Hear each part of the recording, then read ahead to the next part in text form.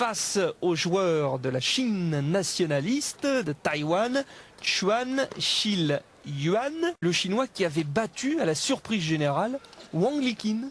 Le Nusev, c'était très bien. Il sortait en quart de finale le polonais Krzyzewski. Yuan a sorti Malin, le chinois, en demi-finale, qui avait sorti Timo.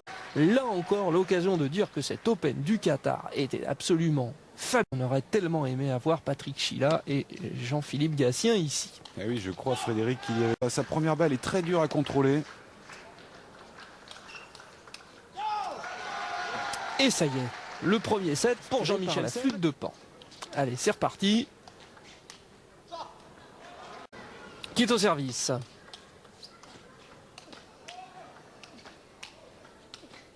Oh, énorme! Il a le Fuan 4-2 avec notamment un 11-0 face à Malin dans l'avant-dernier set.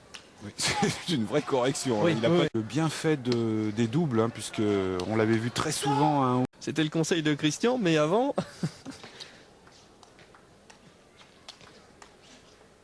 il y avait une bonne... Il était un petit peu en retard.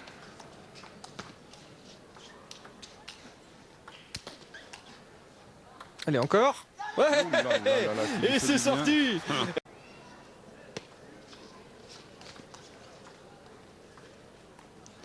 Ouh, l'effet. Oh là là. Et point aussi facile à l'adversaire. Et voilà. Voilà, Jean-Michel Seb, 2-7-0. Il est remonté.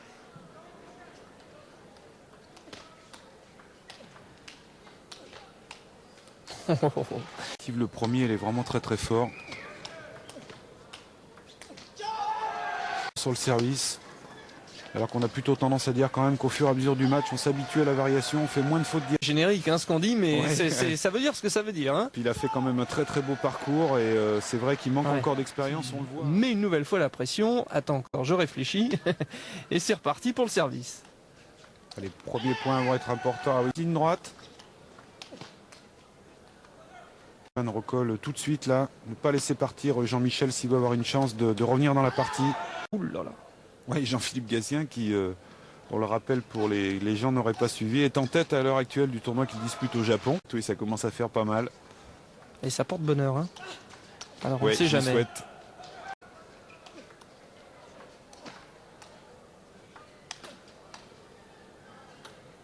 Non, il va pas craquer quand même, Chuan.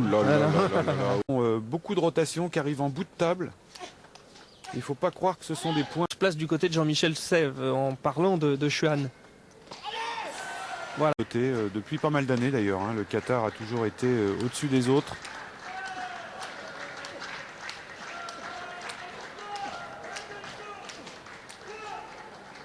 Et qui a dit que le tennis de table n'était pas physique? Ouh, la débauche d'énergie. Et je peux vous dire, Frédéric, c'est très très dur dans l'échange comme ça de changer la direction comme l'a fait Jean-Michel. Regardez cette balle.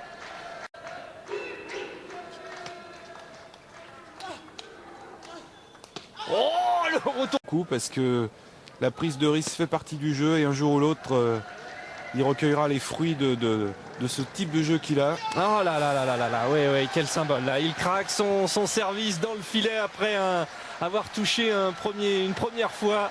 Voilà la victoire de Jean-Michel Seb. Il est heureux. Oh, il est heureux.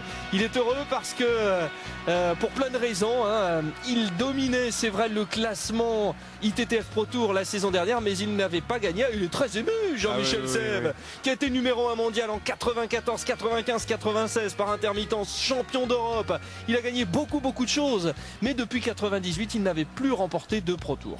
Ah oui, ça doit lui faire diablement plaisir cette victoire et surtout qu'avec le plateau présent sur le Qatar, je crois que ça a vraiment beaucoup de valeur. Il va prendre la tête aussi du Pro Tour, donc je crois que d'ores et déjà il est presque qualifié pour la grande finale.